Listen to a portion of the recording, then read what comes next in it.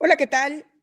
Muy buenos días a todas y todos. Bienvenidos a esta conferencia del Seminario Permanente de la Red Internacional de Investigación Turística.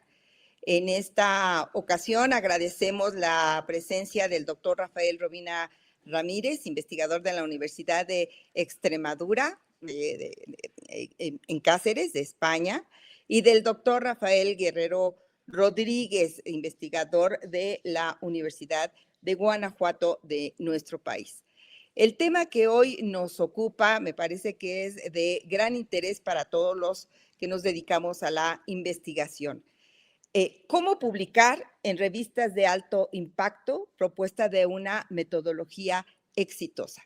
El doctor Rafael Robina ha desarrollado durante mucho tiempo esta metodología, de la cual nos va a compartir apenas algunos elementos. Él va ahorita a comentar que tiene un curso, todo un curso armado al respecto, pero nos está permitiendo esta conferencia a manera de introducción, a manera de semblanza general sobre la metodología que él ha desarrollado, y agradecemos en extremo esta oportunidad que nos da para conocerla, para acercarnos a ella como una herramienta importante para nuestro quehacer de investigación.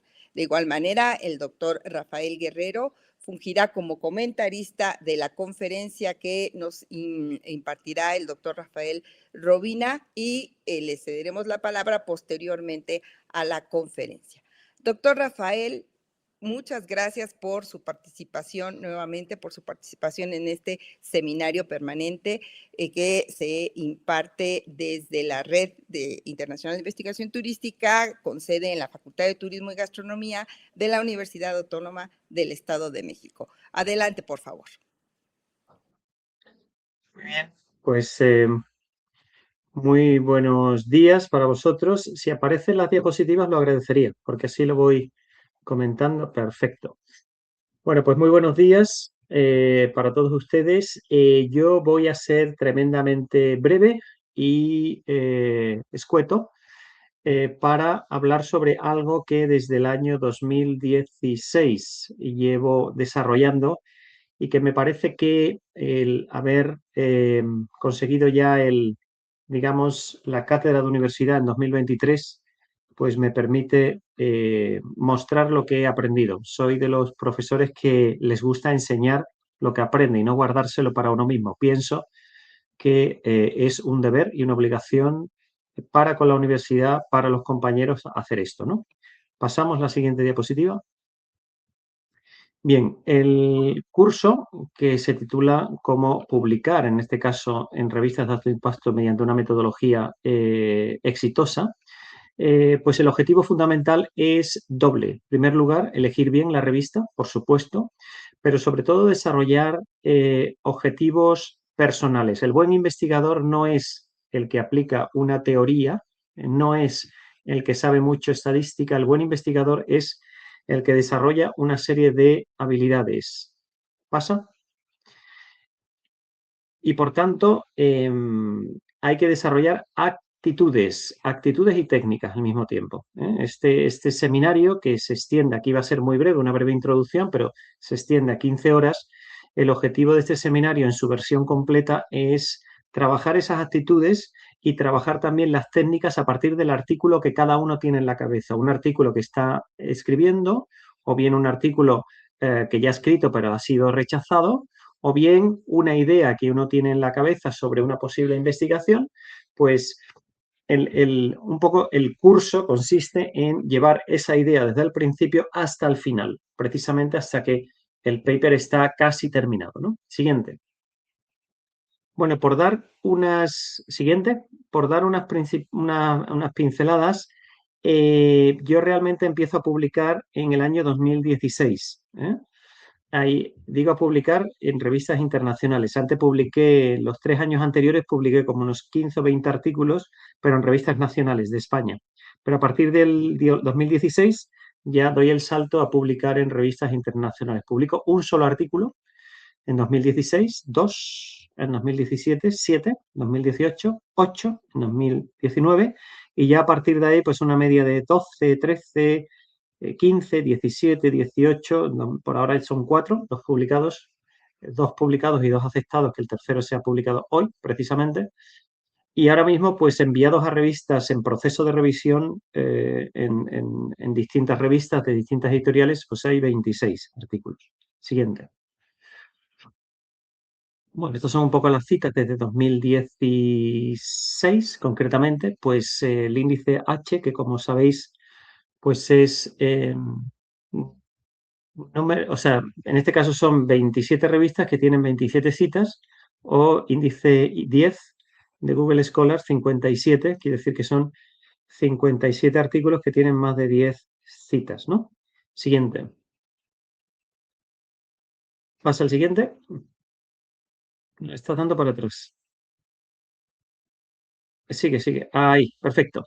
Bueno, la idea de este seminario es dividirlo en 10 capítulos. El primero es una pequeña introducción en este caso, a las publicaciones en revistas internacionales. Primero, lo que es el reto de publicar que es todo un reto, de publicar en revistas de alto impacto, en WOS sobre todo, en la Web of Science, porque en algunas de estas revistas el porcentaje de rechazo es el 80, el 90 y el 95% en algunas de ellas. Bien, segundo, pues, ¿qué se ha enseñado hasta ahora? Los principales problemas, en tercer lugar, los principales problemas a la hora de publicar en estas revistas y la necesidad de desarrollar una metodología práctica. Siguiente.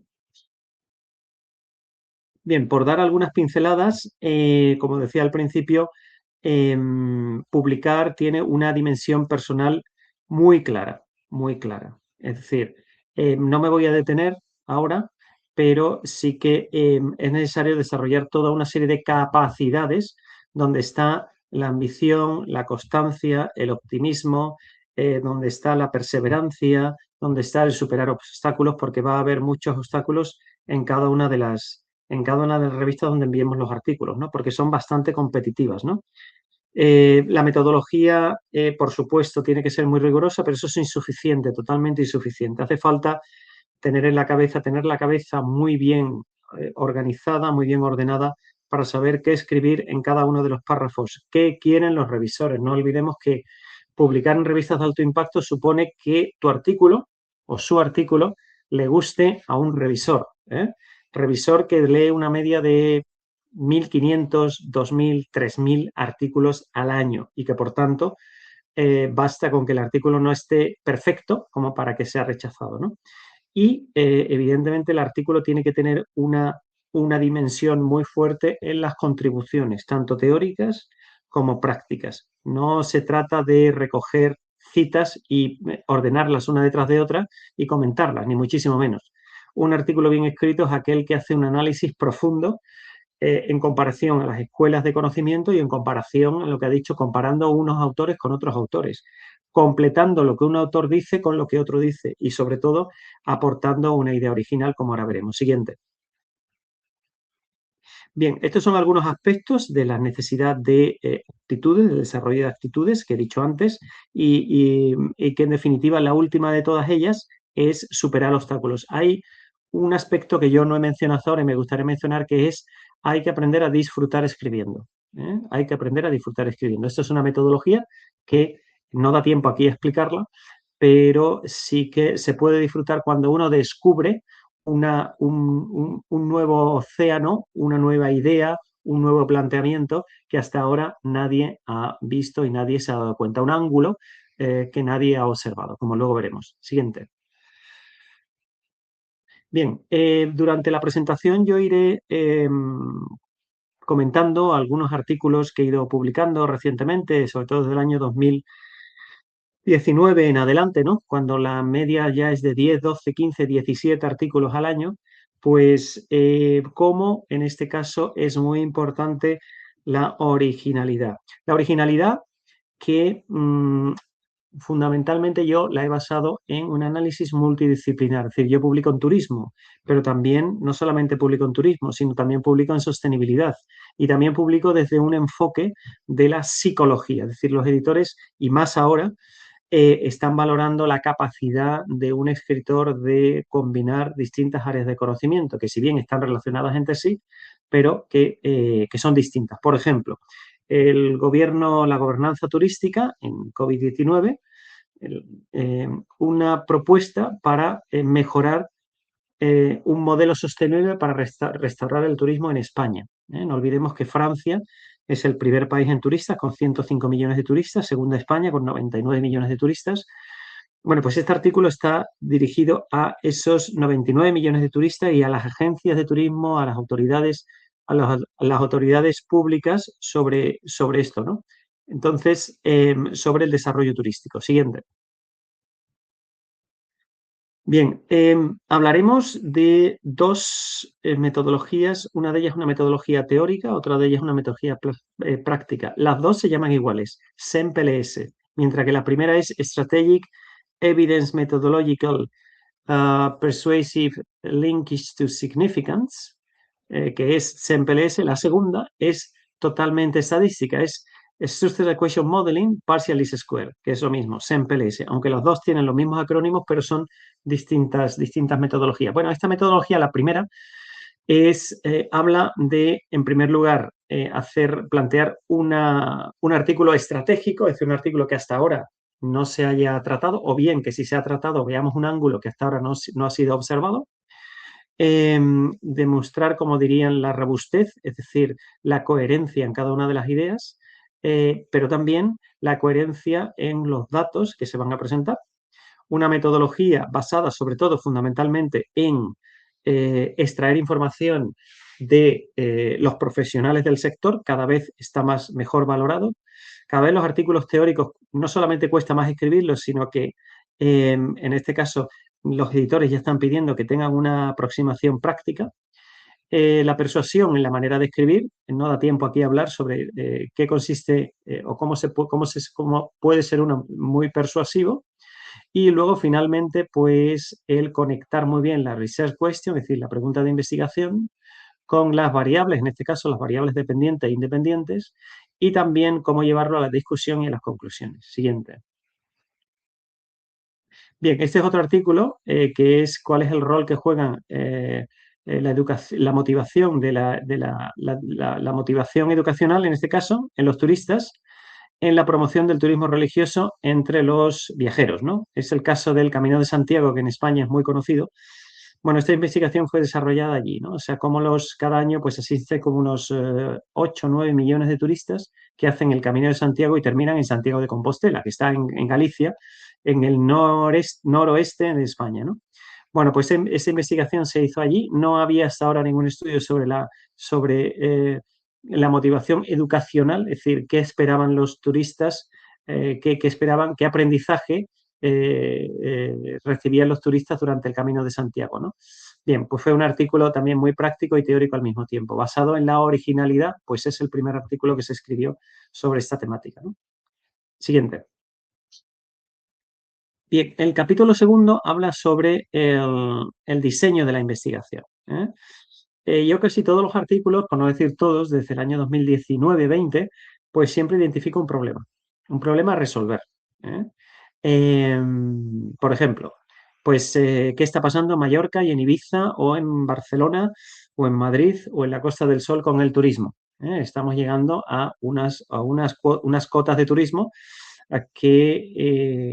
bueno, que los propios locales pues están haciendo todo lo posible para que el turista no llegue, para que el turista no venga, porque hay una sobreexplotación del turismo, ¿no? Ese es un problema, ¿no? O el COVID-19 era otro problema, ¿no? Entonces yo siempre el primer párrafo lo que hago es defino muy bien cuál es el problema en este caso. Luego, a partir de ahí, desarrollo el question statement o research question, que es la pregunta de investigación, es decir, a partir de ese problema, ¿qué voy a solucionar? O qué vamos, si somos varios autores, vamos a solucionar, ¿no? Entonces formulamos una research question y después de eso definimos los objetivos generales y específicos en breves 3 líneas, 4 líneas, ¿no? Siguiente. Bien, en cuanto a la resolución del problema, ¿qué problema puede ser? Pues algo que no esté resuelto, algo que no esté explorado, algo que no, un ángulo, por ejemplo, que no se haya visto, ¿eh? Y lo que suelo hacer siempre es citar 10, 15 autores que hayan investigado sobre algo similar, pero que en este caso no hayan visto ese ángulo, ¿vale? Y a partir de ahí es cuando viene la pregunta de investigación. Nosotros vamos a resolver lo que esos investigadores de revistas internacionales no han resuelto y nosotros planteamos en este artículo resolverlo. Y siempre con una ligazón en cuanto a un aspecto social, económico, organizacional, ¿no? De forma que al final los managerial conclusions o managerial practices, las conclusiones empíricas o prácticas, pues se alimenten en este caso de cómo se ha resuelto ese problema inicial, ¿no? Siguiente. Bueno, aquí hay dos artículos más. El primero es cuál es el rol que juegan las emociones en transformar la mentalidad de los estudiantes en un colegio, en este caso.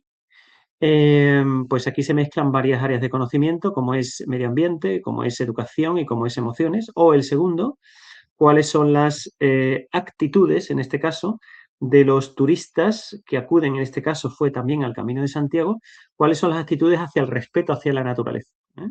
Por un problema que se estaba creando en el Camino de Santiago, que era el problema de la contaminación. Es decir, los turistas, algunos de ellos no eran disciplinados y dejaban los desechos en los caminos, las botellas, los vasos, los papeles, ¿no? Bueno, pues ver si se hizo un estudio de si el turista religioso era más o menos responsable con la naturaleza, ¿no? Y de ahí se deducían una serie de consecuencias prácticas que el Ayuntamiento de Santiago las utilizó para ponerlo en práctica, ¿no? Siguiente.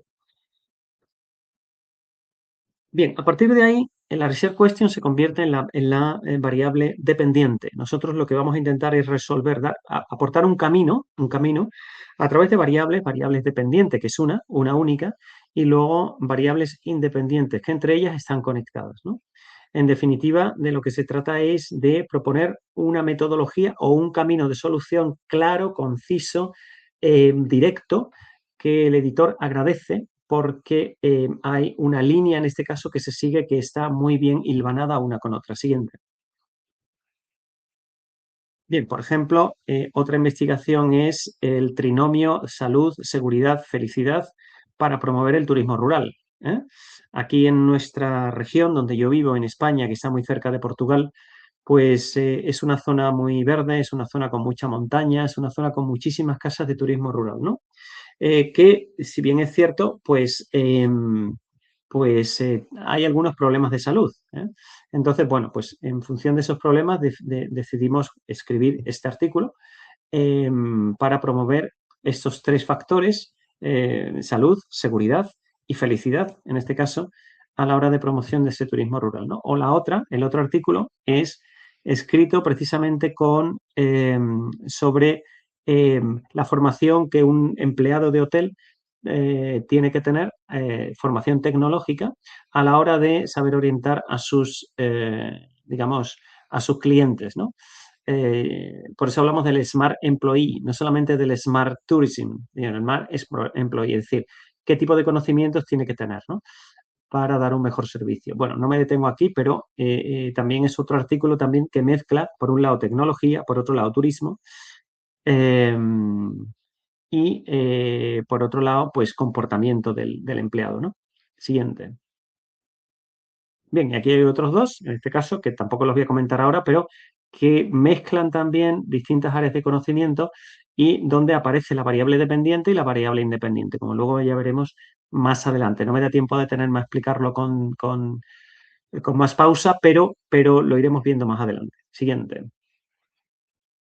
Bien, en la definición de objetivos generales y específicos, pues igual, es necesario saber hacia dónde vamos en el artículo y por eso basta un párrafo de 3, 4 líneas para incorporar algunos objetivos que definan, en este caso, no solamente el modelo en sí, sino las relaciones entre las distintas variables, ¿no? Todo eso le da coherencia, lo hace más conciso y sobre todo los objetivos lo que permiten es incorporar una theory driving, es decir, una teoría conductora. Todos los artículos, yo por lo menos desde hace 2003, me parece, 2002, 2003, todos llevan aparejada una teoría una teoría ya demostrada, ¿no? Que permite con este artículo pues afirmar o negar, en este caso con las conclusiones que hemos tenido, esa teoría, cómo esa teoría impacta en este caso en un modelo creado, un modelo nuevo, como luego veremos, de investigación. Siguiente. Bien, el capítulo 3 habla de digamos, la construcción, el theoretical framework, lo que es el modelo conceptual. El modelo conceptual que se basa fundamentalmente en lo que hemos venido diciendo hasta ahora, ¿no? Es decir, primero, delimitar el estado del arte, es decir, sobre qué voy a escribir y cuáles son las áreas de conocimiento que están implicadas. Segundo, cómo esta variable dependiente se relaciona con ese estado del arte. Tercero, cómo aparecen esas variables que son las latent construct, es decir, las variables independientes. Es decir, por ejemplo, si yo quiero hablar sobre la felicidad de un turista, ¿cuáles son las principales variables que están relacionadas con la felicidad de un turista? ¿Y qué variables hacen que ese turista sea más feliz? ¿Y cuáles son las relaciones entre variables? Porque las relaciones son unidireccionales y si yo desarrollo una buena relación, ¿vale? Luego podré ir, conforme vaya cumpliendo, digamos, los indicadores de cada una de esas variables, podré ir de abajo arriba resolviendo la research question y por tanto resolviendo el problema, ¿no? Y finalmente, pues tengo que construir un modelo que ahora veremos varios modelos cómo se construye, ¿no? Siguiente. Bien, en cuanto a las teorías, bueno, no me voy a detener aquí, pero hay diferentes tipos de definir una teoría, ya sea basada en una teoría conceptual, contextual, analítica o temporal, ¿no? En definitiva, de lo que se trata es de conectar muy bien la research question con la teoría. Es decir, que la teoría sea como un alimento, un soporte, unos pilares que permitan, en este caso, dar un soporte teórico, en este caso, a la research question. Siguiente. Bien, aquí hay algunos artículos en donde, por ejemplo, el primero, integrando la ética de la inteligencia artificial para fomentar la felicidad de los empleados digamos, en su interacción con destinos turísticos, ¿no? Pues bueno, pues aquí aplico una teoría que es la teoría PERMA, que no me da tiempo a explicarla, o en el siguiente, pues son artículos muy recientes los dos. Pues digamos, la inteligencia artificial como precursor de la felicidad del empleado en los hoteles verdes, ¿no?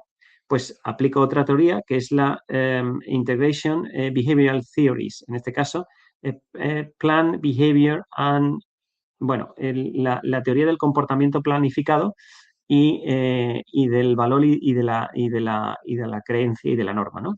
Bueno, pues son teorías ya demostradas que aplico aquí y que efectivamente su originalidad está en que nadie ha publicado esta teoría o ha contrastado esta teoría en el contexto de los hoteles verdes, ¿no? Y entonces, pues de ahí sale mucha información muy interesante, que es lo que luego el revisor aprecia, ¿no? Siguiente. Bien, la definición de las variables independientes, que también se llaman latent construct, siguiendo la modelo de Structural Equation Model en Partial Square, que es ecuaciones estructurales, pues tiene su lógica, que no me da tiempo a explicar, pero que sí voy a dar algunas pinceladas. Pasa al siguiente. Aquí. Que tiene una fácil resolución. Yo no soy un experto en estadística, para nada. Eh, mm, es más, la estadística no se me daba muy bien, pero desde que descubrí este software, pues es que te lo da todo. Te da todos los indicadores, te da todos los parámetros. Lo único que tienes que hacer es saber qué es cada parámetro, qué significa y cómo puedes articular ese parámetro dentro del artículo, ¿no? Lo que sí permite este modelo conceptual es dos cosas. Primero, una visión rápida, como ahora veremos en algunos modelos, una visión rápida de cuál es el artículo, se puede ver visualmente, se observa visualmente y segundo, se ve las relaciones entre las distintas variables. Siguiente. Bien, ahí tenéis un modelo, por ejemplo, ¿no? Eso es un artículo que se llama El rol de tecnología e innovación sostenible para mejorar lo que es la felicidad del turista. Y esta es una comparación concreta entre Blue and Green Tourism, entre los hoteles que están en costa, por eso le he puesto el nombre de Blue, hoteles costeros, y Green Tourism son los hoteles que están en las zonas rurales, ¿no? Bueno, pues este es un trabajo que se hizo y ahí está el modelo, lo veis aquí en la derecha, ¿no? Este modelo lo que te permite es, de entrada, definir la variable dependiente, que es enhancing tourist happiness, es decir, cómo aumentar, en este caso, la felicidad del turista, a través de las principales variables que creemos, este artículo lo publicamos entre 1, 2, 3, 4. Entre los 4, pues analizamos la revisión de la literatura, pero no solamente analizamos la revisión de la literatura, luego hicimos focus group entre Blue and Green Tourism, es decir, preguntamos a turistas y directores de hoteles en ambos dos segmentos, ¿no? Costa y turismo rural, para que ellos nos dijeran cuáles eran los principales variables, que son impacto medioambiental, experiencias de naturaleza, protección medioambiental y la innovación tecnológica, ¿vale? Y de hecho, también preguntamos a ellos cuáles eran las relaciones entre distintas variables, ¿no? El circulito que veis redondo es una variable latente, es decir, necesita más bien unos indicadores que son los rectangulitos que veis ahí. Los rectángulos son las preguntas del cuestionario, lo que hace que, por ejemplo, Nature Experiences, es decir, las experiencias de naturaleza, se concretan a través de indicadores. Esos son los indicadores que son las preguntas, en este caso, del cuestionario. Por tanto, es un modelo muy visual, es un modelo muy rápido y es un modelo que luego permite extraer muchísima información, no solamente para los resultados, sino también para la discusión y también para las conclusiones. En el Astra, como veis aquí, pues siempre es importante incorporar algo como lo que pongo en color azul. No existe una investigación que compare estas dos formas de turismo, ¿no? Siempre hay que incorporar algo que hable de la novedad, ¿eh? De la novedad del artículo. ¿Cuál es, digamos, el punto original de tu artículo que hasta ahora no ha sido tratado, ¿no? Para eso hay que leer mucho y para eso hay que conocer para poder decir esto, ¿no? Bien, pero evidentemente ese es el listón, es el nivel que ponen las revistas de alto impacto, ¿no? Siguiente. Bien, el capítulo 4 habla de la metodología, ¿eh? Y concretamente esta parte es esencial, porque si aquí no afinamos, si no somos, digamos, certeros en esta parte, luego los resultados posiblemente no salgan bien, ¿no? Es decir, hay que elegir muy bien cuál es la selección de la muestra, hay que elegir muy bien cuál es el target. En este caso, yo como trabajo con hoteles, con bases de datos de hoteles a nivel regional, pero también a nivel nacional, pues para mí es fácil, ¿no? Porque además coordino el máster de turismo y por tanto, pues tengo mucho contacto estoy todo el día hablando con directores de hoteles, ¿no? Para mí es fácil recoger cuestionarios de los directores de hoteles, porque hay hoteles, pues como en todos los sitios, pues de 80, 100, 200 empleados, que es fácil luego, pues, recoger toda esa información si, en este caso, tienes algún contacto, si no es más complicado, ¿no? Bien, una vez definido el target, en este caso las personas a las que nos vamos a dirigir, siempre es bueno desarrollar focus group, porque los focus groups son los que van a validar, en este caso, digamos, los indicadores, en este caso que son las preguntas del cuestionario. Aquí hay dos maneras de validar, digamos, lo que son las variables. La primera forma es mediante análisis estadístico, es decir, pues hay diferentes metodologías para ver si las variables entre sí están relacionadas o no. Eso trae un grave problema. El grave problema es que tienes que esperar hasta el final de la investigación, cuando has obtenido los datos, para ver si esas variables, es decir, los circulitos, por decirlo de alguna manera, en el modelo que habéis visto antes, si los circulitos están o no relacionados. Yo me he llevado algún disgusto alguna vez cuando después de hacer toda la investigación he acudido a esta metodología y resulta que algunas variables estaban relacionadas y otras no, con lo cual el modelo se me viene abajo. Y desde hace poco tiempo, recientemente, encontré cuatro trabajos muy interesantes. El primero tiene más de 5.000 citas, el segundo 3.000 y pico de citas, el tercero 2.000 y el cuarto 1.800 citas, de 4 autores que decían y además lo explicaban en el artículo, lo demostraban, que la validación que hacen los profesionales de un determinado sector puede llegar a ser todavía más certera que el análisis estadístico, basado en el conocimiento de los propios profesionales, ¿no? Claro, esto es muy interesante porque ya no validas al final del todo, validas al principio los variables, ¿eh? Porque como sabéis, en la escritura académica todo tiene que estar perfectamente justificado, ¿eh? Entonces, esa validación la haces justo aquí, en el capítulo 4, en la metodología, antes de recoger los datos. Es decir, los profesionales a través de los focus groups son los que te validan, en este caso, mediante esas 4 citas, mediante ese estudio, esos 4 estudios, que no hay que citar a los 4, con citar 1 o 2 es suficiente para que el editor vea que efectivamente eso es así. Pues una vez desarrolladas las variables, desarrollados los indicadores, se validan con esos focus group, ¿no? Bien, y una vez tenida, digamos, la muestra, una vez desarrollados los conceptos básicos, que es explicar muy bien cada variable, formulamos las hipótesis. Entonces, las hipótesis son las relaciones entre los circulitos. Es decir, cómo, por ejemplo, Nature Experiences, volviendo al anterior modelo, Nature Experiences está relacionada con happiness, ¿no? O como Environmental Protection está relacionado con Nature Experiences y no al revés, ¿eh? Es decir, del circulito de abajo va al circulito de arriba, ¿vale? ¿Por qué? Pues porque cuando uno consigue un objetivo, uno pasa al objetivo siguiente y eso se explica en el artículo, con lo cual le da una claridad y una definición muy clara, ¿no? Y muy fácil de entender, ¿no? Bien, se definen los indicadores y después se pasa a la metodología Data Collection in a Survey, que es la recolección de los datos. La recolección de los datos yo siempre lo hago a través de Google Form, ¿eh? Y lo que siempre hago es, primero, envío una carta explicando lo que es, una carta, un correo electrónico explicando el objeto científico en 4 líneas y del trabajo y luego, inmediatamente después, explico cada una de las variables en 2 líneas, ¿no?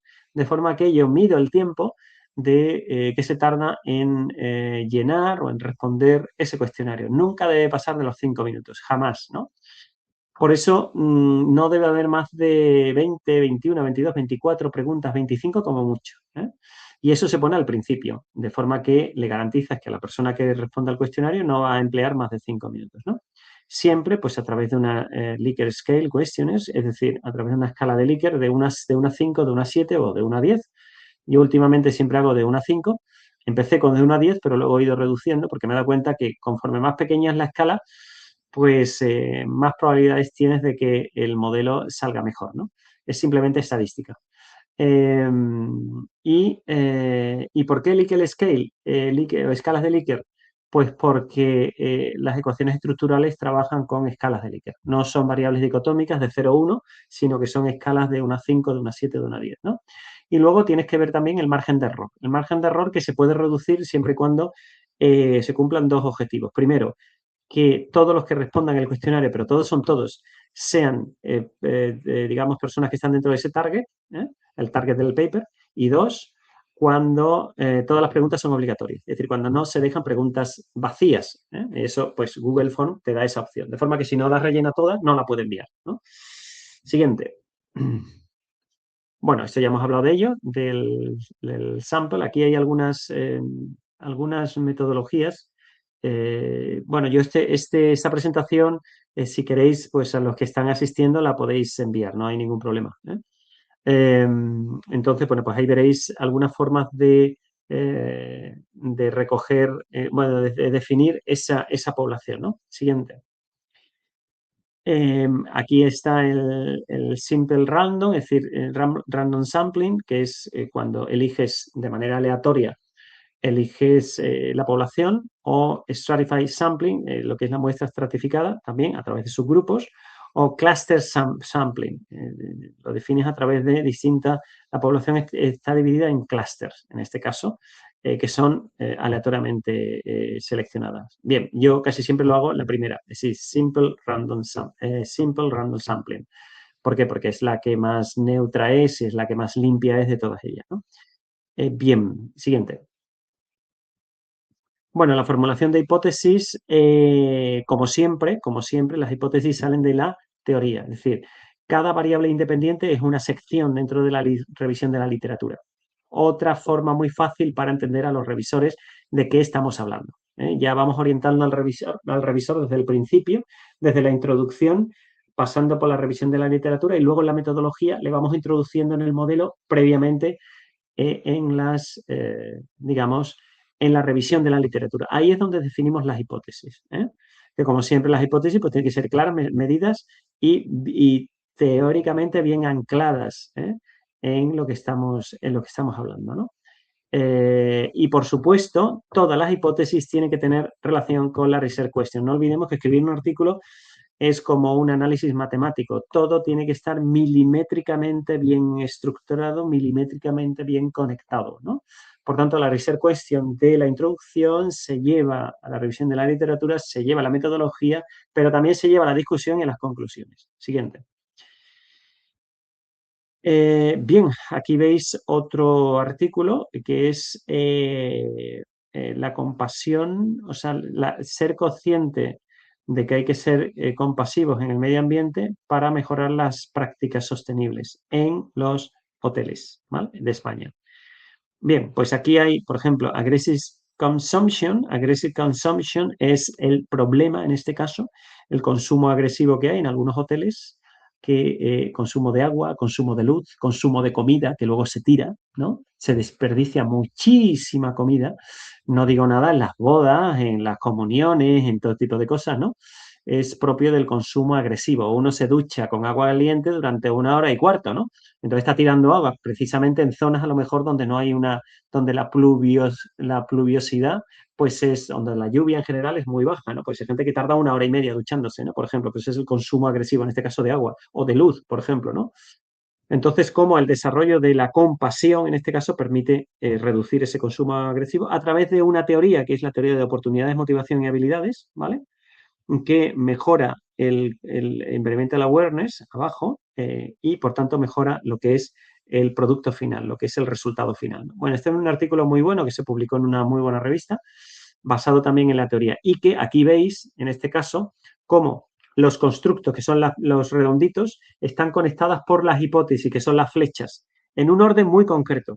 Un orden muy concreto que está basado en la revisión de la literatura previamente y bien explicado en la revisión de la literatura. Es decir, aquí no se trata de dibujar, se trata de aplicar lo que hemos escrito antes en la revisión de la literatura, ¿no?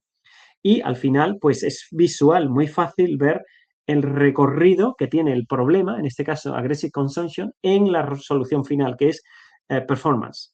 Y cómo, a través de esas variables que nosotros hemos explicado en la revisión de la literatura, luego la discusión, vamos a explicar muy bien, a través de los resultados que vamos a obtener en esa muestra de 300 o 400 o 500 personas, vamos a, en este caso, describir, descifrar muy bien cuáles son las soluciones mediante el recorrido que hay que hacer desde la variable AC hasta la variable P, desde la variable inicial de aggressive consumption a la variable performance, que es la última de ellas, ¿no? La variable dependiente.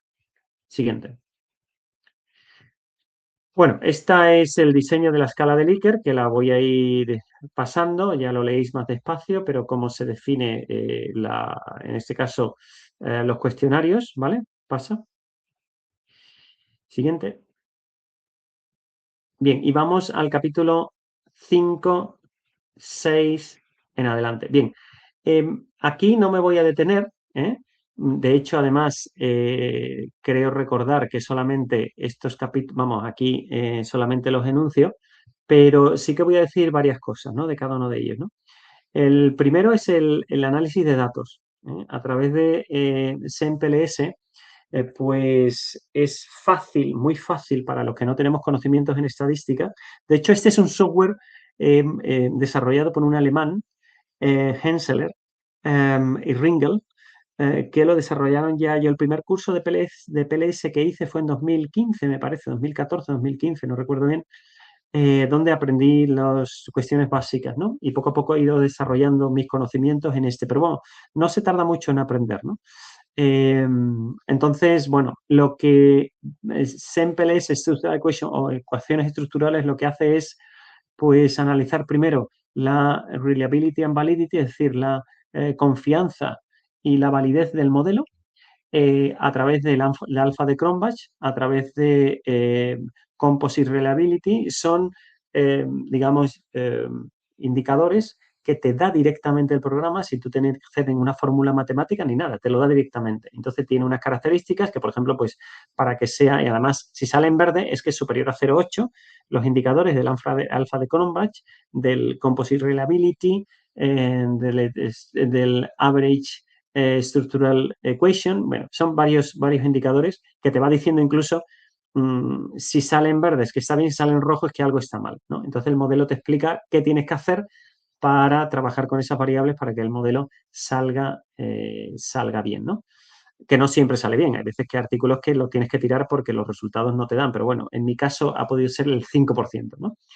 De los artículos escritos, ¿no? De los más de 105 artículos en revistas internacionales, pues a lo mejor ha habido 2 o 3 artículos, ¿no? O 4, que al final no he podido publicarlos, ¿no? Bien, con lo cual merece la pena, lógicamente, ¿no? Luego, el modelo de medida lo que hace es analiza los indicadores de fuera, es decir, las preguntas del cuestionario relacionadas con el mismo circulito, la misma variable, si esos indicadores están relacionados entre sí, ¿no? Porque si no están relacionados entre sí, pues el modelo te va a decir que hay algunos indicadores que tienes que eliminar. Ese es el modelo de medida. Y luego el modelo estructural es el modelo de las hipótesis. Es cuando se conectan muy bien las hipótesis y te da el coeficiente de determinación, que es la R cuadrado, en este caso, y el modelo predictivo que te da la Q cuadrado. Son dos variables muy importantes porque te está diciendo que esa variable dependiente, esa research question, está explicada por el resto de variables independientes, lo que te está diciendo que el modelo es válido y que te está diciendo que esa es la solución en función de la varianza explicada, que es bueno, pues es como este modelo de SEMPLS funciona, ¿no? A través de la varianza explicada, pues, te da, por tanto, las hipótesis. Te dice si esas hipótesis, en este caso, son significativas o no, con lo cual es interesantísimo para luego poder llevarlo a la discusión. Es que tienes muchísimo arsenal, muchísima munición para luego escribir la discusión, porque tienes el R cuadrado que te está diciendo si las variables definen o no las independientes, la variable dependiente, que es la research question. 2, te está diciendo la Q cuadrado, que es el modelo predictivo, es decir, si tu modelo se puede aplicar a situaciones similares, en este caso, en otros países, que tenga, evidentemente, lo que está pasando en Congo, es decir, la situación de Congo no es la misma situación que Nueva York, son dos realidades totalmente distintas. Pero en dos modelos de países avanzados, pues tu modelo o tu propuesta en este caso puede ser aplicada también, porque la economía es similar, porque las características sociales son similares, etcétera, son similares, etcétera, etcétera, etcétera, ¿no?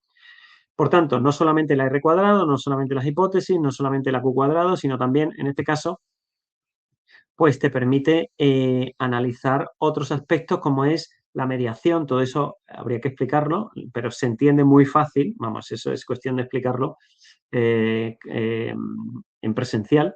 La mediación parcial, la mediación completa, se puede analizar los MGA, que es, como estamos viendo aquí ya en el capítulo 6, ¿no? El 6.4, el MGA, que es el multigroup analysis, es decir, por ejemplo, si yo quiero analizar cuál es el factor, cuál es la diferencia entre directores de hoteles y empleados con respecto a un turismo sostenible, que piensa uno y que piensa otro, pues puedo hacer un modelo donde se confronten ambas dos, ¿no? O incluso que es la moderación, como una variable modera dos variables distintas, ¿no? De ahí sale muchísimo, muchísimo arsenal para luego escribir la discusión, ¿no? Siguiente. Siguiente. Bien, una vez que ya tenemos todo el arsenal basado, digamos, en la recolección de datos, ya podemos ir, en este caso, digamos, afinar en la escritura del paper. Primero, viendo lo que es la estructura que le vamos a dar al paper en la introducción. Es el primer párrafo, como siempre, es la definición del problema. El segundo párrafo es 10, 12, 15 autores que han escrito sobre ese problema, pero que no han visto el ángulo que nosotros estamos viendo. Tercer párrafo, hablo párrafos de 60 palabras, no más, 60, 70 palabras. Siguiente párrafo es, en este caso, cómo desarrollar la research question, que define ese ángulo y que, por tanto, aporta ya la primera novedad. Siguiente párrafo es, explicamos la relación que tiene esa research question, que es la variable dependiente, con las variables independientes. Hacemos una primera propuesta, ¿vale? Y lo explicamos muy bien, esa propuesta. Siguiente párrafo, incorporamos una teoría que nos va a ayudar a defender y a definir, en este caso, ambas dos, cómo es la research question, y esa teoría es que tiene que estar muy bien conectada, en este caso con la research question. Luego la vamos a ir arrastrando no solamente a la revisión de la literatura, sino también a la metodología, a la discusión y a las conclusiones, ¿no? La llevamos hasta el final, ¿no? Por tanto, todo está perfectamente conectado hasta que llegamos a las conclusiones, donde hacemos una doble división, las conclusiones teóricas y las managerial practice, es decir, las conclusiones prácticas, ¿no? Bien, eso es con respecto y son y 49, me quedan prácticamente 5 minutos, eso es con respecto a lo que es la escritura del paper, que digamos que terminaría aquí, en el capítulo 7, pero realmente no termina aquí, porque esto es, digamos, es sacar el pastel del horno, pero luego hay que vender el pastel. El pastel es muy bonito, huele muy bien, está muy rico, pero ahora hay que venderlo. Alguien te tiene que comprar ese paper, ¿no? Por tanto, viene en el capítulo 8 las estrategias de publicación, ¿no? Estrategias de publicación. Bien, entonces, ¿cuál es el 8.1? ¿Cuál es la revista apropiada? Porque claro, yo antes de ayer me rechazaron un paper que estaba bastante bien, pero me decía el editor que el paper le había encantado, pero que ese paper para esa revista no se ajustaba del todo bien. Y me recomendaba varias revistas más, también muy buenas, de la misma editorial, Elsevier, para que enviarlas ahí, ¿no? Bien, eso me había ocurrido porque no me había detenido, porque no había tenido tiempo, a leerme muy bien cuál era, digamos, el scope de la revista. O sea, ¿qué prefiere la revista? Esta revista a la que yo la envié es una revista tremendamente práctica y el artículo este era un poquito más teórico, ¿no? Entonces me dio dos opciones, o lo cambias y lo haces más práctico o envíalo a otra revista, ¿no? Que es lo que he hecho esto segundo, ¿no? O sea, hay que saber bien a qué revista lo envías, ¿no? Eso por un lado, según la tipología de la revista. Hay revistas más teóricas, más prácticas, hay revistas, sobre todo el topic en este caso, ¿no? Por ejemplo, no es lo mismo enviarlo a una revista de turismo rural que una de turismo urbano, o no es lo mismo enviarlo a una revista en este caso, de turismo de vacaciones a turismo de aventuras. Pues no es lo mismo, ¿no? Dice, bueno, pues que las aventuras también están en las vacaciones. Sí, sí, pero esta revista está exclusivamente centralizada en turismo de aventura.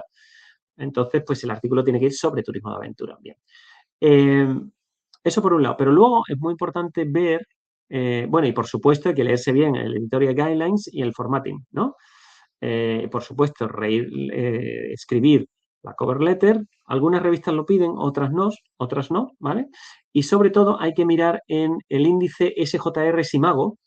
Es muy interesante porque ese no te lo da, la información que voy a decir ahora no te la da la Web of Science. La Web of Science lo único que te dice es el cuartil que ocupa, el ranking en este caso, por supuesto el índice que tiene de impacto y nada más, no te dice nada más. Sin embargo, hay otro índice que es el SJR Simago, muy interesante, que te dice el número de artículos que publica esa revista al año o número de documentos. Por ejemplo, Current Issues of Tourism, 448 artículos al año.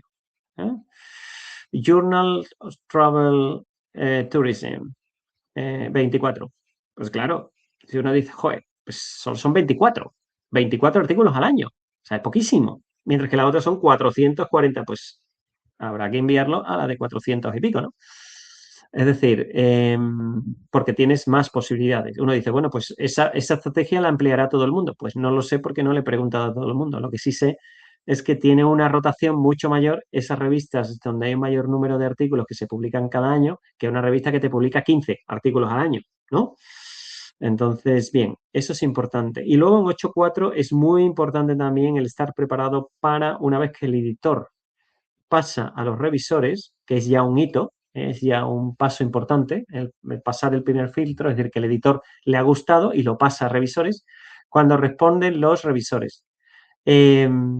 Aquí hay de todo. Aquí en los revisores te pueden decir que el artículo rejected y major revision, con lo cual al final rejected, o sea que te lo rechazan, o, como me pasó hace 2 semanas, rejected, minor and major revision. De los 3, uno rechazaba, pero los otros 2 aceptaban, con lo cual si hay mayoría de aceptación, pasas a revisión. Entonces ahí tienes que convencer fundamentalmente al que te lo ha rechazado. Y el que te lo ha rechazado te expone claramente el por qué te lo rechaza. Ahí hay que no ponerse nerviosos, hay que ser muy creativos y muy generosos en todo.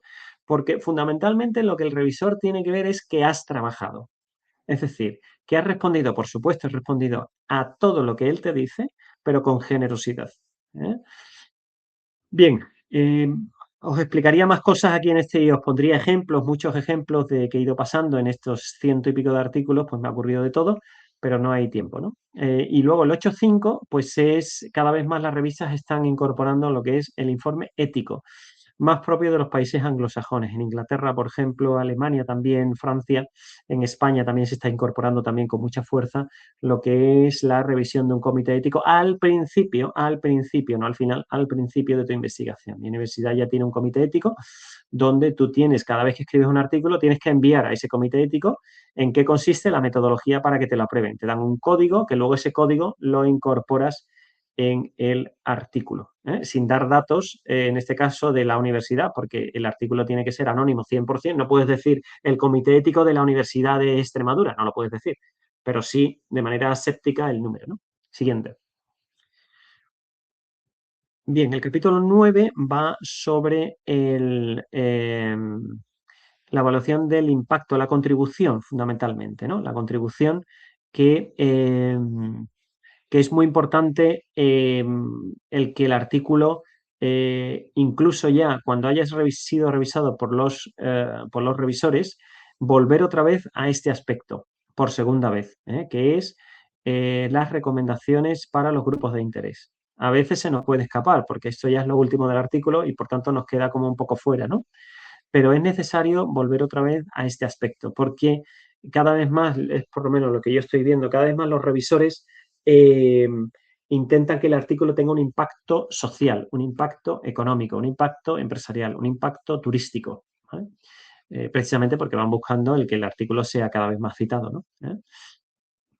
Y por último, que son el 56, lo último es la conclusión, la conclusión de todo, que es que, bien, por decir tres aspectos a modo de conclusión ya, bien, el primer aspecto es el aspecto, digamos, relacionado con las actitudes personales, muy importante, muy importante. Dentro de las actitudes personales está una buena organización del tiempo. A mí hay profesores de mi facultad que me dicen, Rafa, no me lo creo, no me lo creo. O sea, no me creo que tú publiques 17 artículos en un año. O tú tienes un equipo de trabajo que trabaja para ti, o haces trampas, o es imposible. Bueno, pues no es imposible porque es posible. Es más, mis compañeros de trabajo me conocen. Es posible cuando te estructuras bien el tiempo. Es posible cuando tienes una metodología como esta, que es 2 más 2 son 4. O sea, yo no tengo que preocuparme en hacer grandes investigaciones porque la metodología la tengo. Entonces es cuestión de seguir paso a paso dicha metodología e ir aplicando exactamente lo que hay que escribir en el párrafo 1 de la introducción, párrafo 2 de la introducción, párrafo 3 de la introducción, cómo organizar la revisión de la literatura, cómo organizar en este caso la metodología. Los resultados te dan vienen directamente, no hay que hacer nada porque vienen directamente del Smart PLS y cómo estructurar digamos, la discusión, que también viene dado por toda la información. Entonces, con tanta facilidad es posible el escribir 17 artículos que escribí el año pasado, que es el año que más escribí y que más publiqué en este caso. Es posible, ¿no? Y primera idea, organización del tiempo. Bueno, primera idea, actitudes. Segunda idea, organización del tiempo. Y la tercera idea, en este caso, es ser capaz de superar todos los obstáculos. Hay 1001 obstáculos para publicar en una revista WASH cuartil 1, cuartil 2. Hay 1000 obstáculos, porque es una carrera de competición de las revistas para ver quién tiene más citas. Y hay revistas que es imposible publicar. Hay revistas en Tourist Management, por ejemplo, lo he intentado 2 veces y nada, no hay forma. ¿Por qué? Bueno, de entrada porque Tourist Management lo que hace es mirar, en este caso, cuántos artículos esa persona ha publicado. Y si tienes la intemerata de artículos, te lo aceptan. Y si no, es muy difícil que te lo acepten. Pero bueno, son políticas de algunas revistas, ¿no? Pero hay que estar preparados mentalmente para ver siempre la investigación como algo positivo, algo creativo y que siempre en cada respuesta de un revisor se puede mejorar y se puede aprovechar algo para mejorar el paper, ¿no? Y ya para cerrar, porque es 59, siempre incorporar al final, digamos, las líneas de investigación, líneas futuras de investigación. Esas líneas futuras que van a hacer que te abran nuevas opciones para el siguiente paper. A veces las sigues, a veces no las sigues, porque en ese proceso a lo mejor se te ocurre otra idea distinta, ¿no? Pero por lo menos has puesto ahí una posible línea de trabajo para seguir ese esfuerzo que has hecho en escribir ese paper, que luego lo puedas continuar en otros papers. Como habéis visto, yo la parte de turismo y felicidad escribí uno y después han salido 15, ¿no? Bueno, pues porque de cada research question salía una theoretical contribution, empirical contribution y líneas futuras de investigación, ¿no? Y esas líneas de investigación me llevaban de un paper a otro paper y a otro paper y a otro paper, con lo cual conectaba muy bien cada uno de los papers. Esta es otra idea que también hay que explicarla más despacio porque no hay tiempo en una hora, pero en definitiva todo ello, y son las 6 en punto ahora mismo, bueno, 6 en punto en España, 11 allá en México. Pues todo esto hace que al final la investigación sea agradable, se disfrute con la investigación y uno siempre lo que intente es ser creativo. Esto es como pintar un cuadro. Pintar un cuadro, pues uno intenta mezclar colores de forma que salga un color bonito, un paisaje bonito. Pues la escritura es algo similar, es decir, permite, basado en la creatividad, en este caso, permite hacer un texto, un documento que al final pues uno se enorgullece de haber escrito eso, por toda la ayuda recibida en los focus group, por toda la ayuda recibida en el grupo de investigación, porque no olvidemos que es un trabajo de varios, y por toda la conexión, en este caso que hemos tenido, entre unos y otros, por todo ese aprendizaje. Y todo eso se consigue y termino ya con esto, todo eso se consigue si somos ordenados, si estamos ilusionados y la investigación es algo que nos apasiona. Pues ya está, hasta aquí he llegado. Muchas gracias, doctor. Les ofrezco una enorme disculpa por los problemas técnicos que tuve al inicio de la sesión. Agradecemos profundamente al doctor Robina por su valiosa exposición, que sin duda aporta herramientas concretas para fortalecer nuestros procesos de publicación científica. Me voy a permitir leer su reseña, doctor, dado que al inicio no fue posible para tener una visión de su trabajo. El doctor Rafael Robina Ramírez es catedrático de universidad en el área de organización de empresas de la Universidad de Extremadura, España. Imparte clases de administración de la empresa en el Departamento de Dirección de Empresas y Sociología.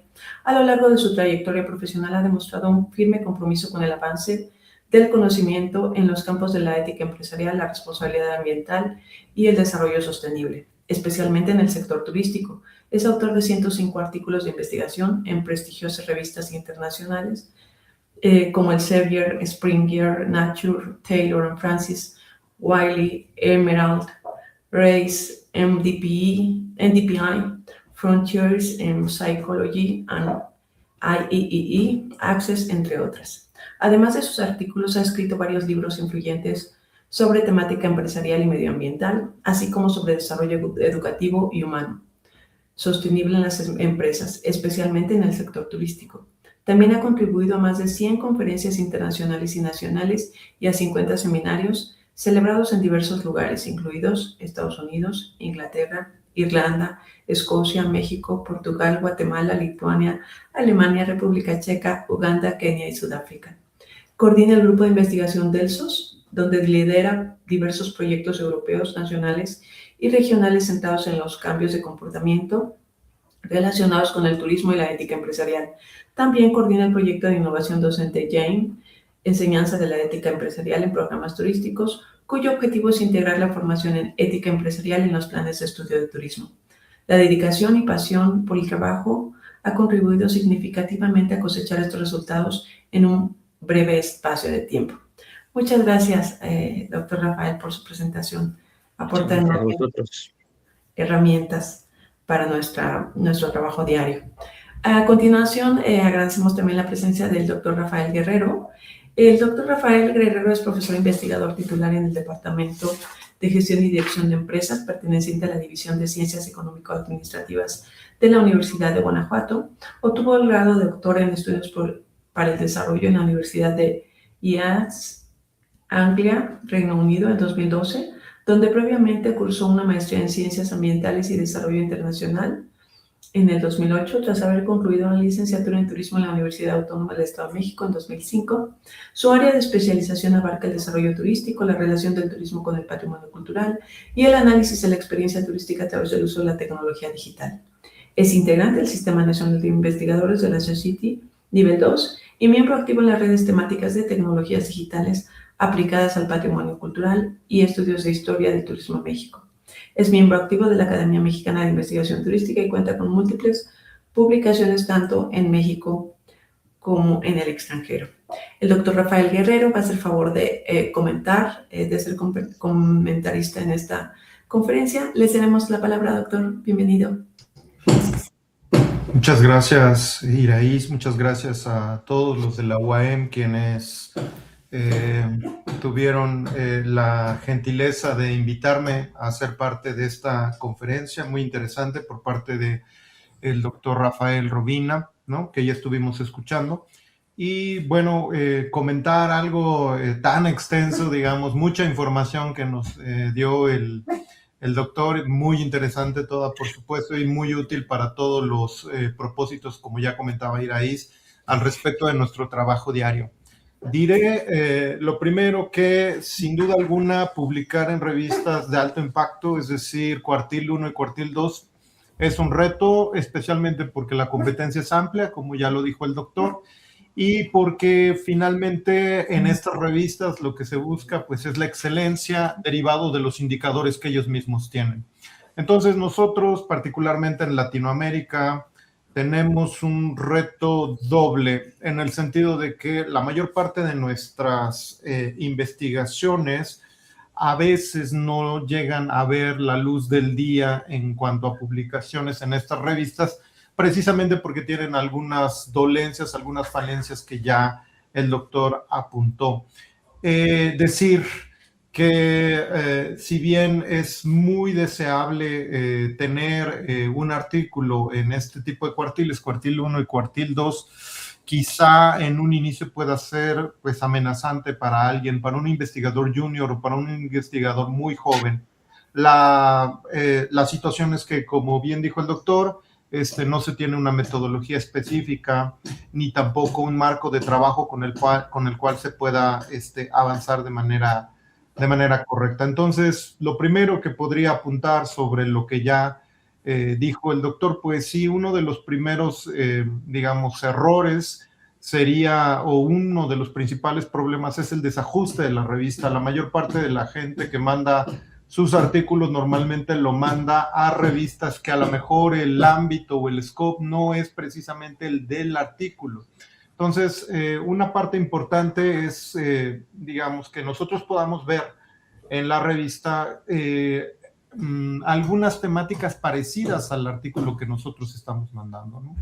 Esto no siempre es fácil, digamos, identificar porque pues las revistas tienen nombres genéricos, ¿no? Que no nos permite saber si tiene específicamente esa temática o ese ámbito, pero uno puede hacer previo al envío o previo inclusive al diseño, ver más o menos el tipo de revista que es, qué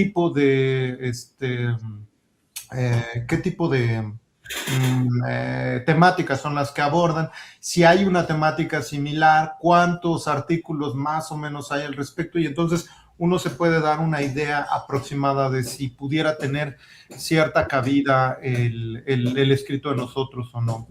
Lo segundo, y creo que también coincidiré con el doctor Rafael, en el sentido de que a veces no somos muy asertivos en transmitir o comunicar la contribución del artículo. Que la contribución, como ya bien dijo el doctor, puede ser teórica o puede ser metodológica o inclusive puede ser en el asunto de algún resultado que no se haya visto antes, ¿no? Entonces, sobre todo en los talleres de investigación o en los talleres de publicación, etcétera, se hace mucho énfasis en el asunto de la contribución. ¿Cuál es la contribución? ¿Para qué sirve, digamos, lo que estuvimos investigando y cómo lo comunicamos, ¿no? Otra cosa que no cubrió el doctor, pero que vale la pena señalar, es el asunto de el abstract. Es clave porque es lo que vende. Digamos que si el abstract no está bien comunicado, diseñado, estructurado, etcétera, pues no va a pasar ningún primer evaluación por parte de los editores. Digamos que, como ya eso sí señaló el doctor, muchos editores pues tienen un trabajo amplio, ¿no? Tienen que estar leyendo constantemente lo que les llega, aun cuando tengan un equipo de editores asociados y todo lo demás, pero ellos tienen la potestad de revisar rápidamente si algo tiene valor. No van a leer todo el artículo de entrada, a no ser que les interese, y parte importante de la oportunidad o esa puerta que se puede abrir está en el abstract. Si el abstract está bien comunicado, bien diseñado, etcétera, entonces podrá tener mejor oportunidad para poder avanzar en las siguientes etapas. Y bueno, también el doctor ya habló sobre metodología, ¿no? La metodología que él habla que para algunos será novedosa, para otros no tantos. Algunos en el área de ciencias sociales, sobre todo a partir de los años 2000, se ha venido integrando esto del el modelo SEM, PLS, y eso pues se ha visto aceptado en gran medida por algunas revistas relacionadas a las ciencias sociales, y esto es precisamente por el poder predictivo que tiene el modelo, ¿no? Ha tenido críticas el modelo, digamos, no vamos a expandir en esas críticas, ¿no? Aunque ahí al final de mi intervención le dejaré esa pregunta al doctor, si nos puede platicar cuáles son las principales limitaciones del modelo, porque muchos han dicho que es muy bueno para predecir, pero poco para explicar o, digamos, para identificar relaciones causales, etcétera. Y bueno, pero esa pregunta quedará al final para el doctor. Y bueno, pues sí, la metodología es clave para saber cómo se conecta la pregunta, el problema, el objetivo y por supuesto los resultados, ¿no? Y otra cosa que tampoco habló el doctor y que quizá muchos autores pasan de largo es el asunto de la carta, del cover letter, que es precisamente por qué debería ¿cómo se llama? El editor aceptar nuestro texto. Entonces, muchos artículos, revistas lo dejan como opcional, pero creo que es importante para hacer un caso sobre nuestro artículo. Como es opcional, la mayoría de los autores no la ponen, pero esta carta es una posibilidad de comunicar por qué creemos que nuestro artículo tiene valía, más allá de lo que dice el artículo por sí mismo, y además, pues, tener una comunicación más directa con el editor en tanto pueda a lo mejor identificar más claramente lo que le estamos tratando de decir de manera sucinta, sin que tenga que leer todo el texto. Entonces, la carta de presentación o la cover letter, pues sí es un asunto importante, ¿no? Y bueno, ahí diría yo este asunto. Entonces, bueno, la verdad es que hay mucho que comentar. Ya habló el doctor sobre las fuentes de información donde podemos buscar journals que pudieran ser recipientes de nuestros artículos, Imago, ¿no? JCR, Clarivariate, Elsevier, Finder. Digo, hay muchas herramientas que nos permiten como ir buscando estos journals.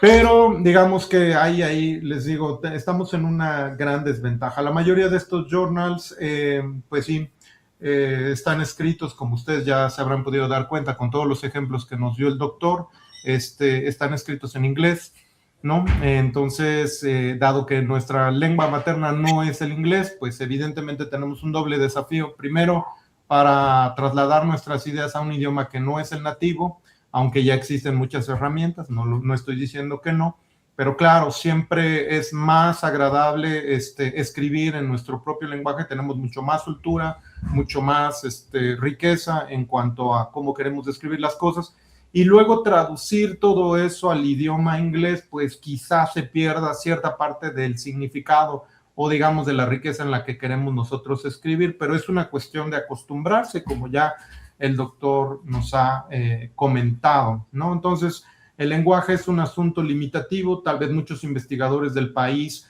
no, estoy hablando de México en lo particular, no se animan a publicar en estos journals porque uno, piensan que es muy difícil, extremadamente complicado, es cierto. Dos, porque piensan que su estudio no tiene el valor que tienen los grandes autores que publican en esas revistas. Tres, porque a lo mejor el lenguaje que se tiene, no, el manejo del lenguaje inglés no es el suficiente para poder cubrir los estándares de comunicación científica y académica. Y número 4, porque a lo mejor dicen, pues no, ¿qué oportunidad tenemos nosotros como latinoamericanos para ser visibles en este tipo de journals? Hay que decir también, y digamos, esto no es un secreto, la mayor parte de los autores están o provienen en estos journals de Europa Central, Norteamérica. Algunos ahora ya se han venido de Asia, particularmente China, ¿no? Está como esa revolución, pero Latinoamérica está subrepresentado en la mayoría de estos journals, y esto es una realidad. No es un asunto de, pues, o no queremos pensar que es un asunto de colonialismo, racismo o occidentalismo, como lo quieran decir, pero es una realidad. La razón es esa subrepresentación, pues hace precisamente que haya como ciertos miedos o ciertos temores por parte de los investigadores de este país. Entonces, para finalizar mi comentario, así sucinto como lo que ya decía el doctor, yo le tendría 3 preguntas en específico que nos puedan dar. Número 1, esto de las limitaciones del modelo CEM-PLS. ¿Cuáles son esas limitaciones? ¿Por qué es lo que se ha criticado al respecto? ¿Y hasta dónde llega, digamos, el poder explicativo de este modelo?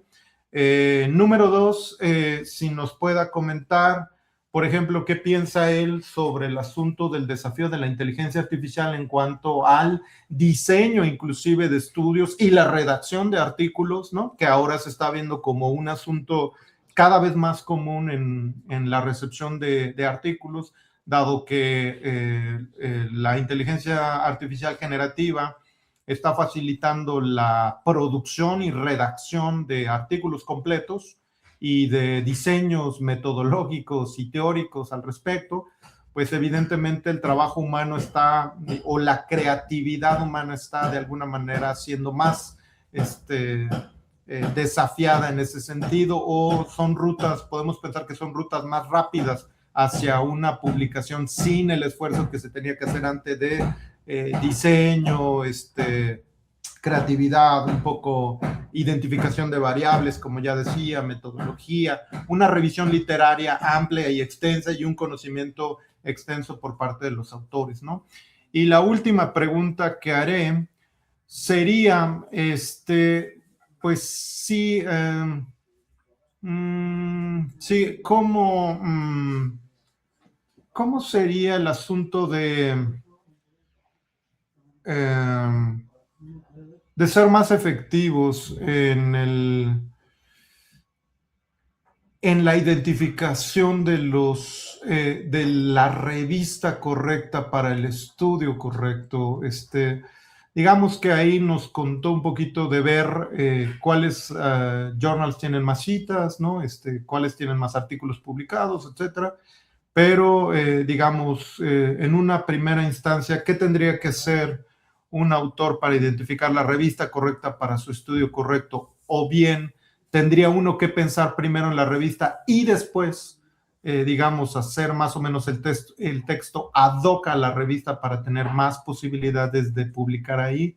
Digamos, esas serían como las preguntas que yo le tendría. Por supuesto, súper interesante todo el curso y la metodología. Yo me declaro incapaz de poder publicar todavía a ese ritmo que tiene el doctor. 16, 17 artículos por año sería un sueño para mí, pero digamos, yo me conformaría con poder tener una metodología así de clara como la tiene el doctor. Entonces, doctor, pues muchas gracias por sus aportaciones.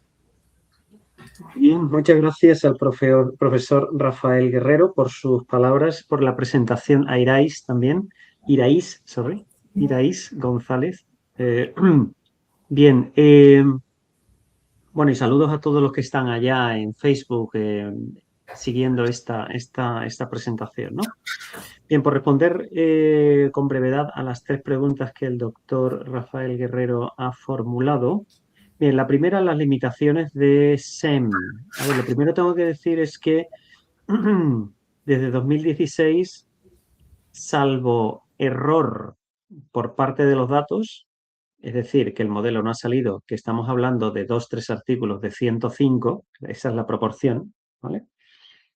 Lo primero que tengo que decir es que ninguno de los artículos ha sido rechazado por las revistas. Todos están publicados. O sea, no tengo en el cajón de mi mesa, no tengo guardado un artículo diciendo esto no lo he podido colocar en ninguna revista, ¿no? Bien, es cierto que a lo mejor algún artículo ha pasado por 2, 3, 4, incluso 5 revistas, ¿no? ¿Vale?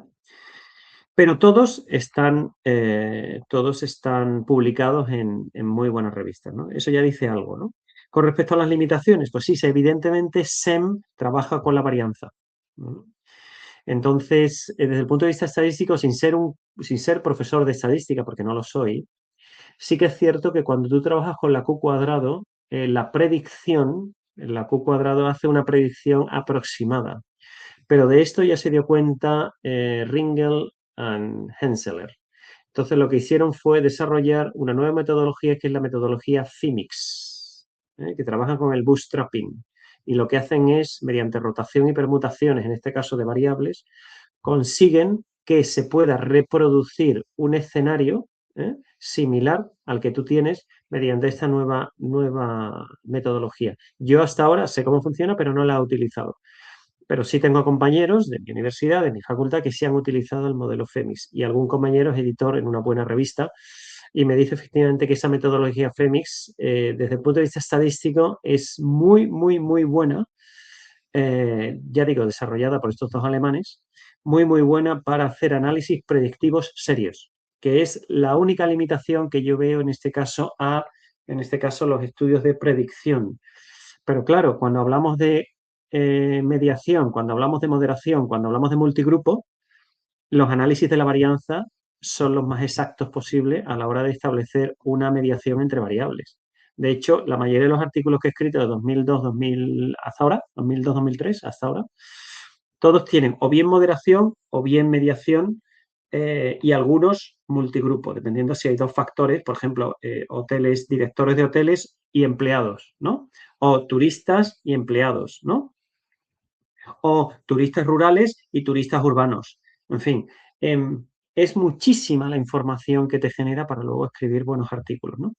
Por lo tanto, esa limitación yo creo que está resuelta con el modelo Phoenix, que es lo último en el modelo SEM-PLS versión 4.1.5, creo que vaya, ¿no? Eso ya está disponible y se puede realizar, ¿no? Bien. Segunda cuestión, con respecto a la inteligencia artificial. A ver, yo no he conseguido, y mira que sigo la inteligencia artificial, he escrito artículos sobre inteligencia artificial, me parece que a día de hoy, no lo sé dentro de 20 años, pero a día de hoy la inteligencia artificial no te escribe un artículo en Web of Science ni por asomo, ni por asomo. ¿Eh? Porque esta es la precisión, o sea, un artículo en Web of Science es matemática pura. ¿Vale?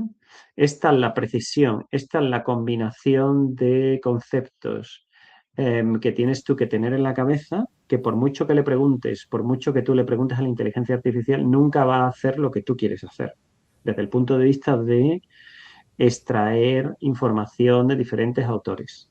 ¿Qué es lo que hago yo con inteligencia artificial? Pues desde hace no mucho, desde hace pues aproximadamente un año, cuando quiero escribir un artículo, pues directamente yo lo primero que creo es la idea. Yo tengo una idea, ¿vale? Sobre una temática concreta, ¿no? Por ejemplo, esta del turismo Blue Tourism and Green Tourism. ¿Okay? Entonces, yo le pregunto a la inteligencia artificial que me diga si hay algún artículo publicado sobre esta temática.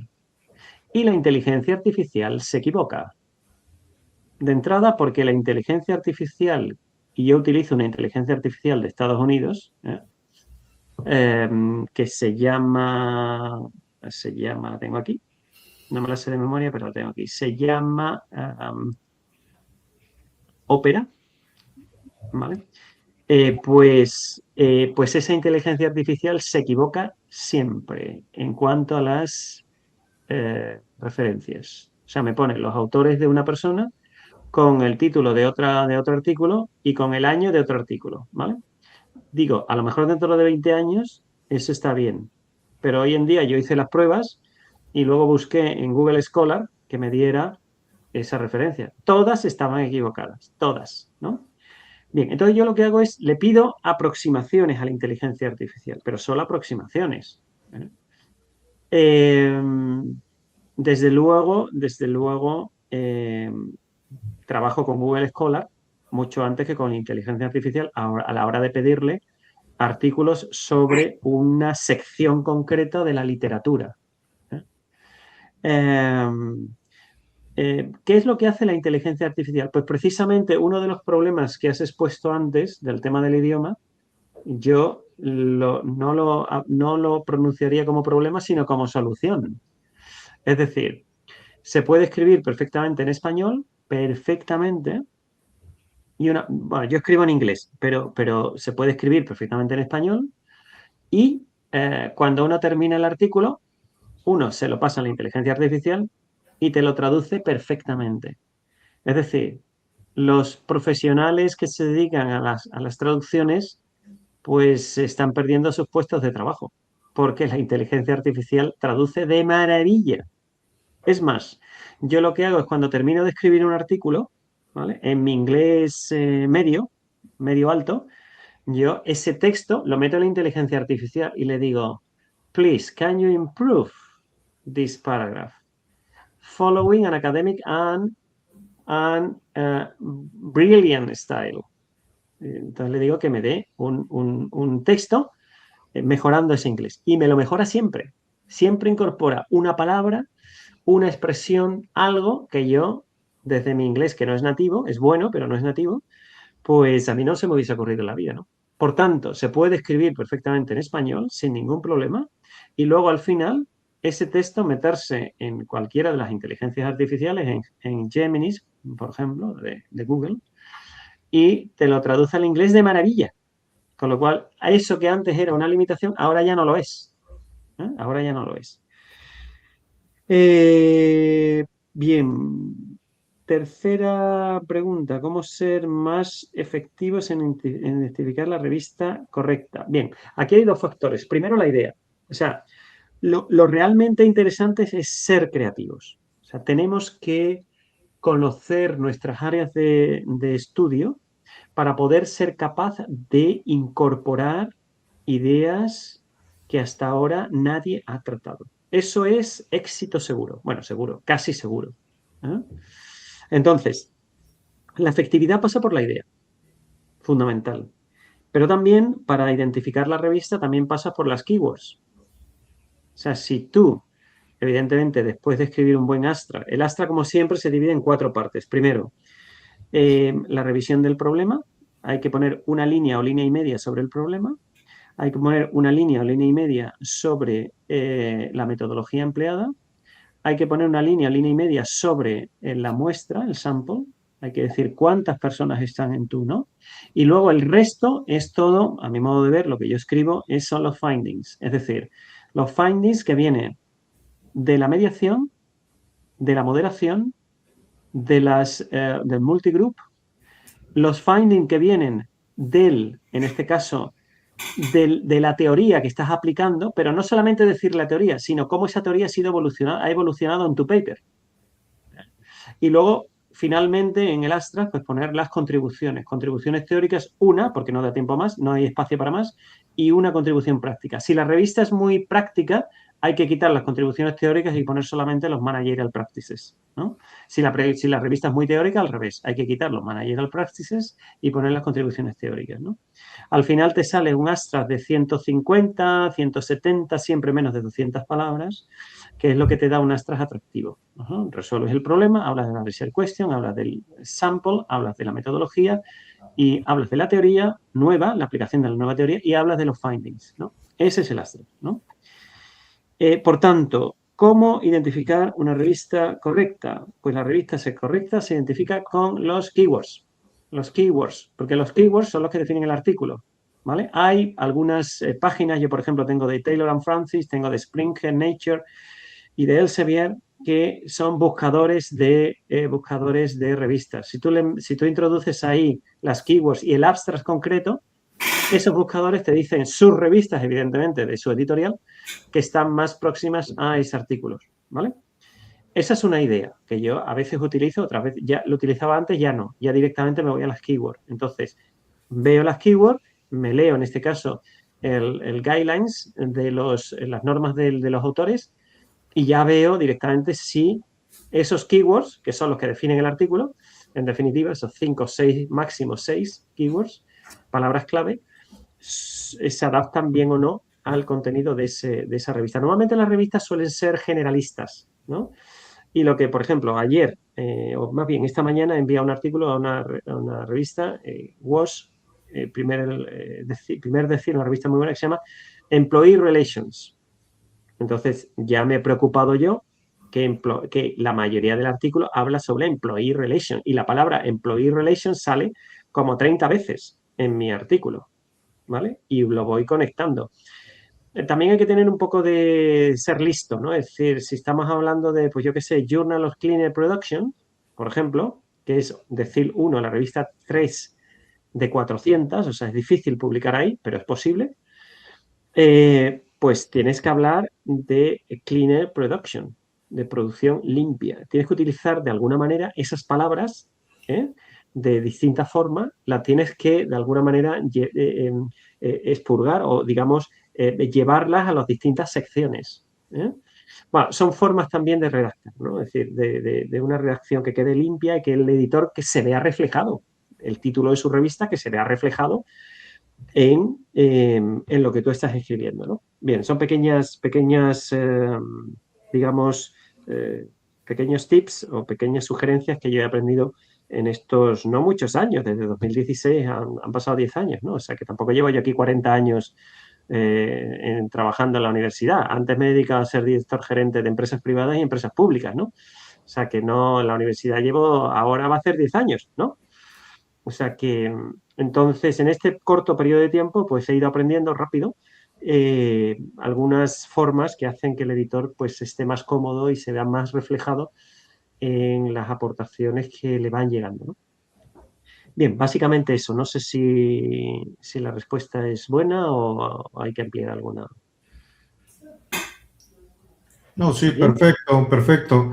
Me voy a permitir solamente hacer una pregunta adicional y ya le dejaré el campo a Iraíz y a los demás por si tienen alguna pregunta adicional. Solamente preguntarle, doctor, digo, perfecto, ya más o menos entendimos lo que nos quiere comunicar. Y por último le preguntaría yo, en su opinión o en su perspectiva y su experiencia, que dice son 10 años ahora a partir de 2016 al respecto, los artículos cuantitativos o con una metodología cuantitativa tienen más posibilidades de ser aceptados que aquellos que utilizan una metodología cualitativa. Es decir, no estoy diciendo que una sea mejor que otra, solamente estoy diciendo en su experiencia, lo que usted ha visto en los journals, lo que ve que a los editores les gusta, considera que una metodología cuantitativa tenga mejores posibilidades de aceptación o no tiene ningún tipo de sustento esa hipótesis. Hace 9 meses fui a un congreso en Tenerife. No sé si saben dónde está Tenerife. Es una isla que está, las Islas Canarias, ¿no? Que está al sur de España, cerca de Marruecos.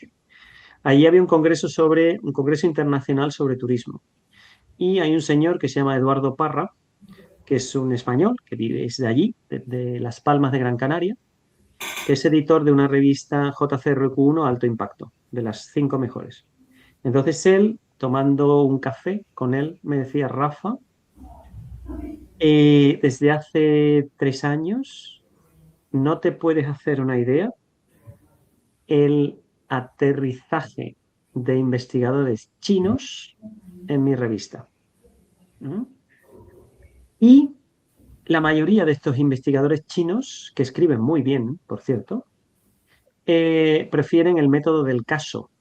Es decir, no hay estadística, son casos concretos que lo explican muy bien, muy bien. Bien, a mí me sorprendió mucho esa afirmación de Eduardo, en este caso, pero hay que tomarla en consideración porque a este señor le llega, me dijo, 3.500 artículos todos los años, ¿eh? De los cuales publica 90. ¿Eh? Esa es una tendencia que existe ahora, sobre todo por parte de los chinos. Cada vez hay más chinos, ¿eh? en las publicaciones, cada vez hay más. Las universidades chinas, ¿no? Están avanzando a gran paso. Si bien es cierto que esto es una tendencia, yo por lo que veo es que veo dos cosas. Primero, las revistas buenas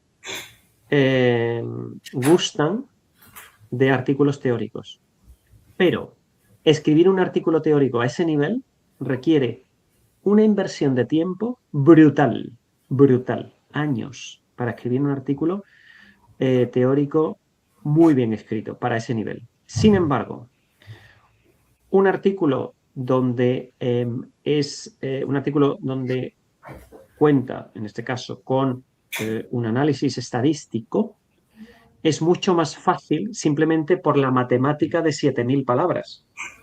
Las revistas son 7.000 o 8.000, ¿no? Raro es una revista de 9.000 palabras, es muy raro, ¿no? 7.000, 8.000. Es mucho más fácil escribir 7.000 palabras con un análisis estadístico en medio que escribir una teoría de 7.000 palabras. Es mucho más difícil. Los análisis estadísticos, además, le dan una visibilidad, en este caso, como muy científica, ¿no? No basado en opiniones, como muy científica al artículo. Porque tú no estás escribiendo lo que a ti te parece que es, sino que tú estás escribiendo lo que 700 personas han dicho que es. Y además 700 personas en un target muy específico, que es un target profesional.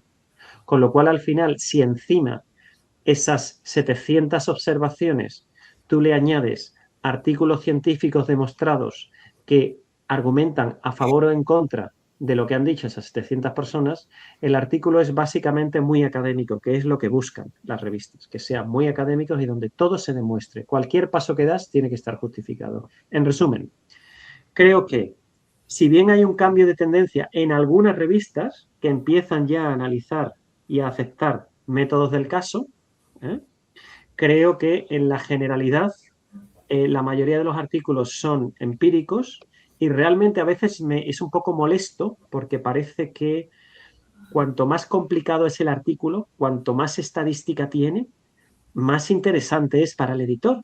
Dice, bueno, pero ¿qué pasa? O sea, yo hay artículos que no entiendo porque es que es la estadística tan fuerte y tan profunda que es que yo no lo entiendo. Y sin embargo está publicado en una revista muy buena, ¿no? Por tanto, eso te da indicios de que es bueno el incorporar metodologías basadas en estudios estadísticos. Por tanto, para un desconocido como yo de la estadística profunda, ¿no? De la estadística de estadístico profesional, ¿no? Porque yo no doy clase de estadística, pues para mí, cuando encontré esta metodología de SEMPLS, es que las puertas del cielo se me abrieron. Dije, bueno, pues a partir de ahora, ¿cuál es el resultado? En 10 años, 105 artículos publicados en revistas buenas, todas ellas internacionales, ¿no? Y seguiré escribiendo. Quiero decir, ahora mismo, como decía al principio, tengo 26 artículos que están en manos de revisores, ¿no? Algunos me llegarán rechazados, otros aceptados, otros no. Pero en definitiva, es una herramienta que a mí me sirve. Hay otros que utilizan Amos, hay otros que utilizan, pues, yo qué sé, ¿no? Zen CBS, hay otros que utilizan otras metodologías, ¿no? Pero lo que está claro es que la metodología tiene que ser depurada y definida. Y me parece que el trabajo que han hecho estos dos alemanes, Ringel y Henseler, es un trabajo bastante bueno, y que yo religiosamente pago mis 300 euros, que en pesos pues hay que multiplicar por no sé cuánto, por 20 quizás, o no sé cuánto. Sí, por pues, por alrededor de 20, ¿no? Cuando yo he estado 5 veces en Mérida, en Yucatán. Tengo un montón de amigos en Mérida, Yucatán. Y cada vez que voy pues, a algún sitio de Latinoamérica, agarro un vuelo que me lleve a Cancún y de Cancún cojo el ADO que me lleva a Mérida, para ver a mis amigos encantadores, ¿no? Mis amigos mexicanos.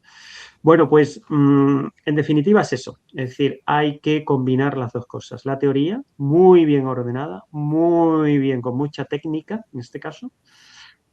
Y por otro lado, la estadística. Porque eso es, digamos, no éxito 100%, pero yo diría un éxito de un 80 o 90%.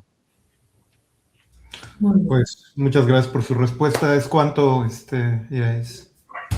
Gracias a ambos por sus reflexiones que enriquecen aún más esta discusión.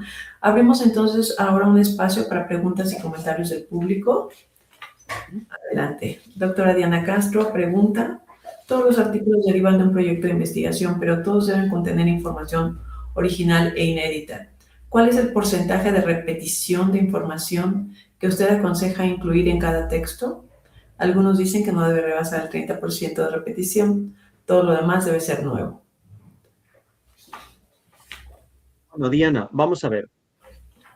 Podría decirte que un 20%, quizás menos, de los artículos que he publicado provienen de proyectos. De hecho, yo empecé a publicar cuando trabajaba en Inglaterra y en Sudáfrica, más en Sudáfrica, que estuve allí en periodos de 4 meses, 5 años, en periodos de 4 meses. O sea, 5 veces en periodo de 4 meses. De ahí salieron como unos 15 artículos, una cosa así, más o menos, ¿no? Todos los demás son artículos no relacionados con proyectos, ¿vale? O sea, son artículos que he ido concatenando uno con otro. En cuanto al tema de la repetición, yo no me preocuparía. Lo que sí me preocuparía es de tener una idea, como dije al principio y en repetidas ocasiones, tener una idea original. Una idea original. Hace 2 semanas estaba en Nairobi, Kenia, la capital de Kenia, dando este curso de 15 horas en inglés a 21 doctorandos de allá. ¿Vale?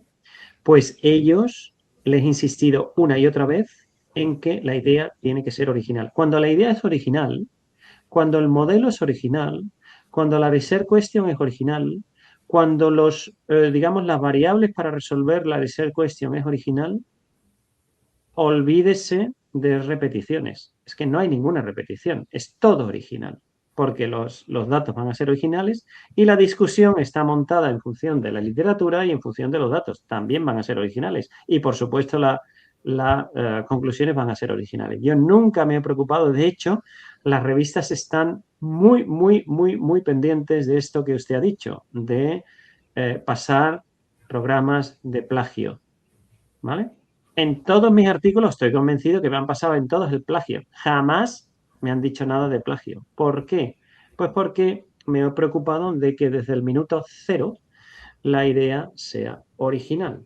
Ahí es donde hay que invertir tiempo, esfuerzo, creatividad.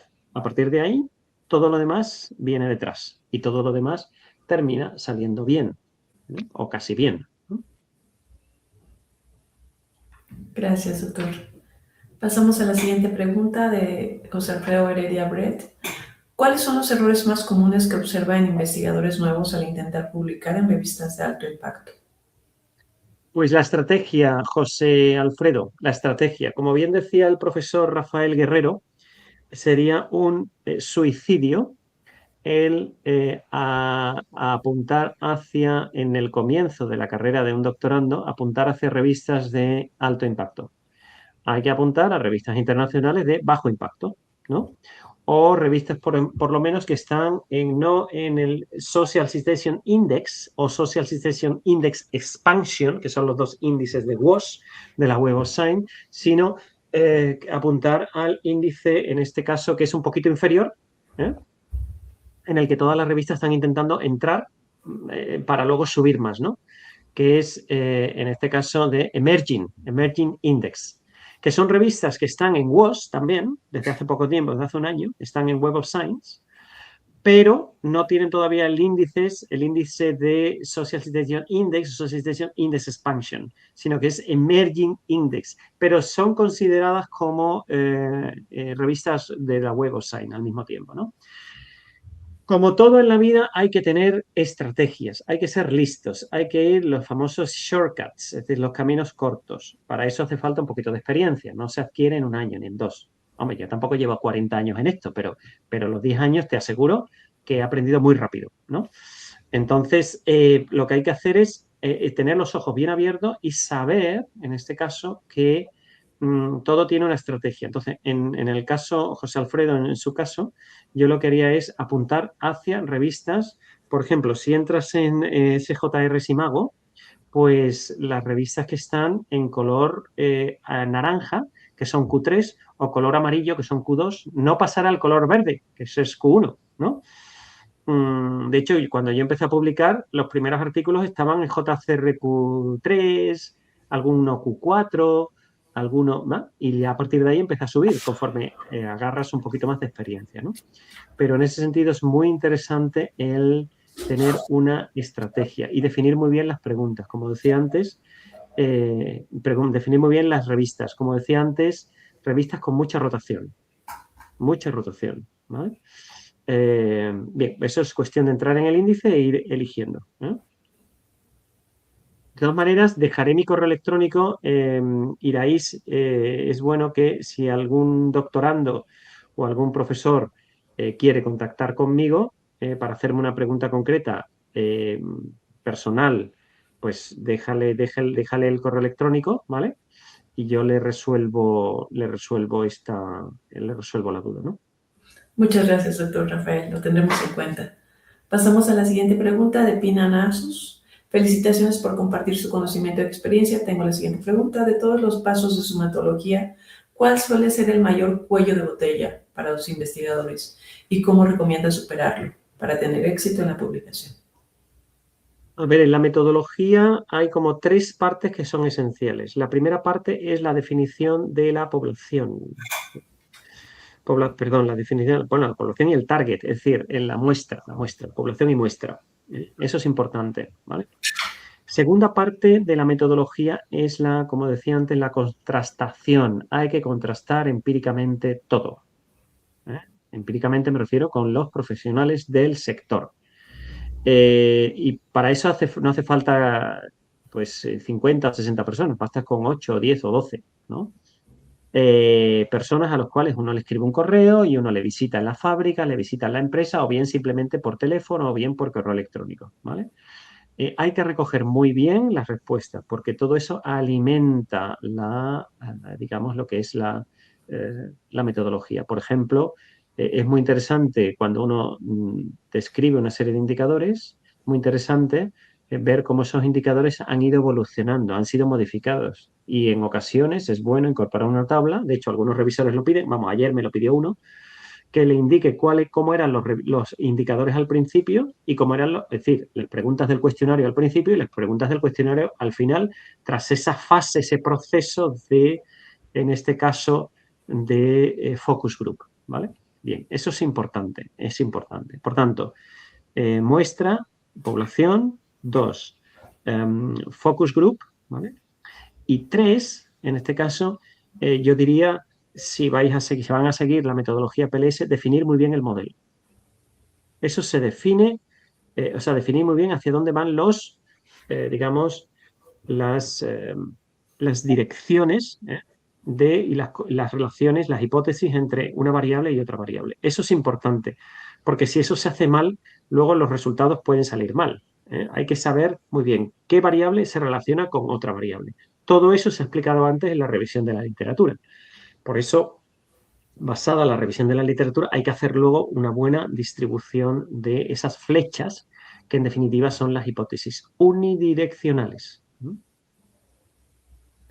Gracias, doctor. En pantalla aparece el correo del doctor Rafael Robina, para quien guste consultarle algo de manera directa. Pasaríamos a la última pregunta. Si tenemos aún, Alfred, o cerramos.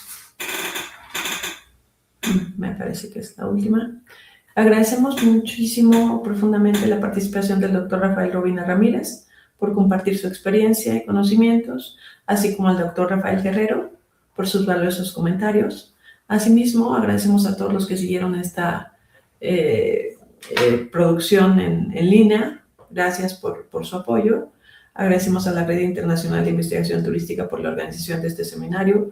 Una mención especial a la doctora Maribel Osorio, coordinadora del mismo, de la Red Internacional, y a todos ustedes por su participación, su asistencia. Les invitamos a seguir participando en las próximas sesiones del Seminario Permanente de Investigación en Turismo y Gastronomía, que busca seguir fortaleciendo nuestra comunidad académica. Les agradecemos muchísimo su tiempo, el tomarse el espacio. No sé si tienen algún otro comentario. Ok, pues muchísimas gracias. Que tengan un excelente día. Hasta luego. Gracias. Gracias. Buenas tardes, buenos días. Hasta luego. Adiós. Gracias. Adiós.